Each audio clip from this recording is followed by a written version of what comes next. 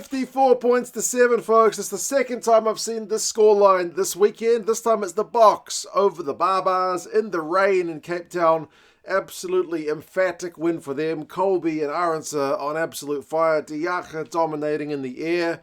Chituka, 2 tries on debut and a bunch of tackles from him.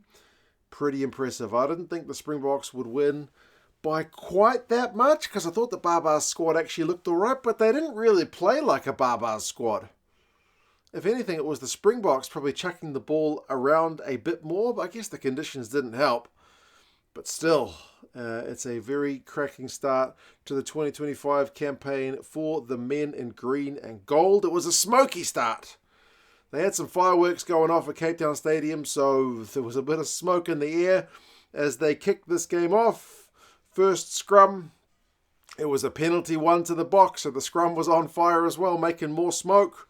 And they didn't take them too long to get themselves on the board. Malcolm Marks from a maul, and the Boks were finding all kinds of space in the Barbars backfield with their little dinking kicks through. They were looking to play ambitious rugby in this one, even if it's a maul that kind of finishes them off, to get themselves on the board. 5 metre line out maul and Marks goes over, so a missed conversion, but 5 points to 0 start for the Boks.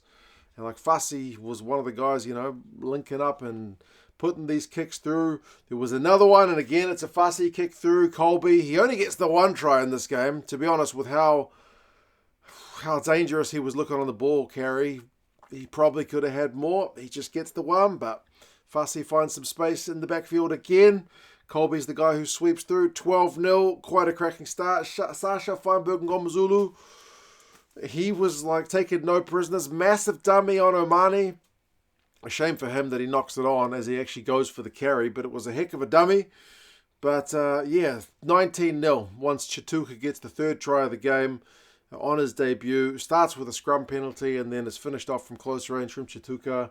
Pretty emphatic stuff for the Boks. They might be a little bit disappointed that they actually had like a bit of a lull in the game, because the Springboks were scoring with pretty decent regularity, but after the Chituka try, things did kind of settle down a wee bit. But when the Barbars had the ball, and they got some exciting players in that Barbars team, they weren't really able to create much. It probably didn't help that Jacob, who's a good player, maybe his first time playing at a match this level, but he kept dropping the ball, which was a bit unfortunate. But they couldn't really make many dents into the Boks backfield, really. I mean, the Barbars had one last chance right before halftime in the 22 after a line out, but they just ended up knocking it on. So yeah, they weren't playing that Barbar-like.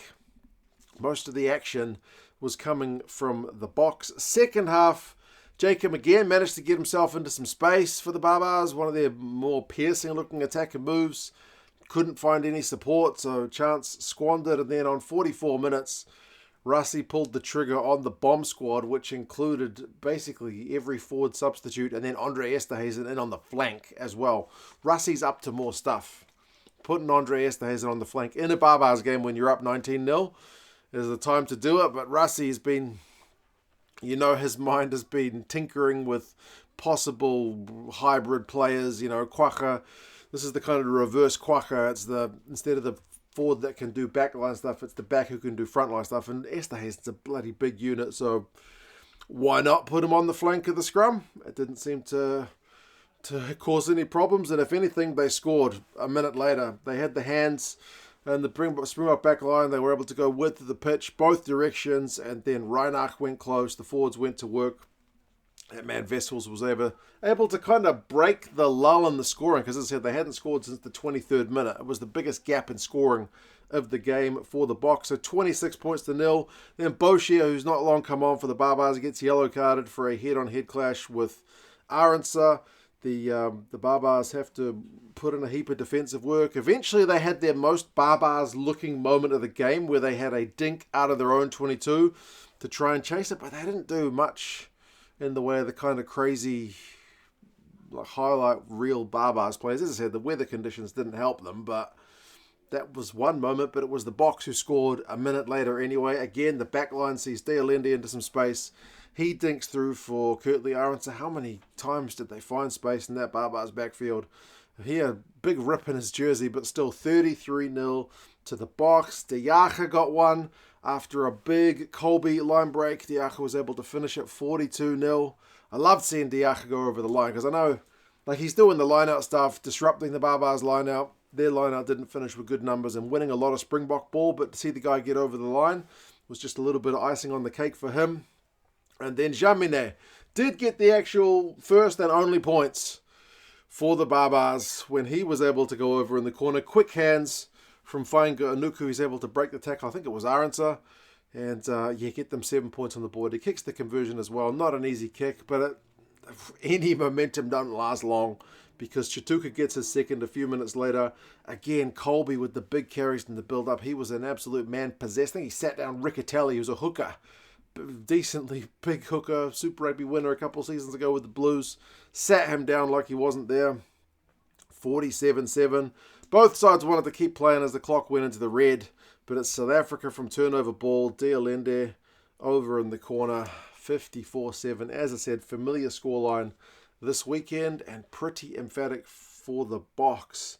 Guys like, Amani and Kane and whatnot, this are good players. Ken Healy, some very experienced players in this Barbars squad, but they were absolutely put to the sword. The Bok line-out, I mentioned at 94%. They kept the Barbars at 71%. Obviously, the Barbars are a bit of a team which comes together late, so it's going to be an area of potential weakness, but they couldn't get anything going. Boks had 60% territory, 60% possession, so dominated those areas. 9 clean breaks to 5, 26 defenders beaten to 16, 31 kicks from hand to 20, like they were just doing all the play. Very, very dominant. Penalty count was 15-10 against the Barbars as well. Diacha, 10 lineouts, 1, plus disruption of the Barbars lineout. A try for him. Chituka, couple of tries. Also 7 lineouts, 1, proved himself a useful operator in that area of the game. 8 tackles was South Africa's best as well, so not a test, but a pretty good debut from him in Bok, green and gold. Aronson, 9 defenders beaten, 128 metres. Colby, 5 defenders beaten, 76 metres, plus his try. Van Heerden for the Barbars had 12 tackles.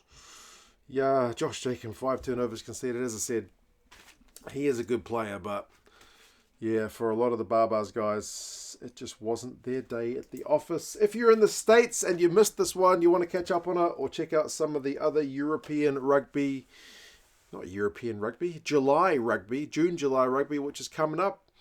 Box series against the Italians or the French coming down here to play New Zealand and whatnot. Check out Flow Rugby. They got the replay of this game if you want to watch it, or other upcoming fixtures, like I said. Check out the link down in the description. But you guys, let me know your thoughts on this one. What particularly impressed you about the Boks?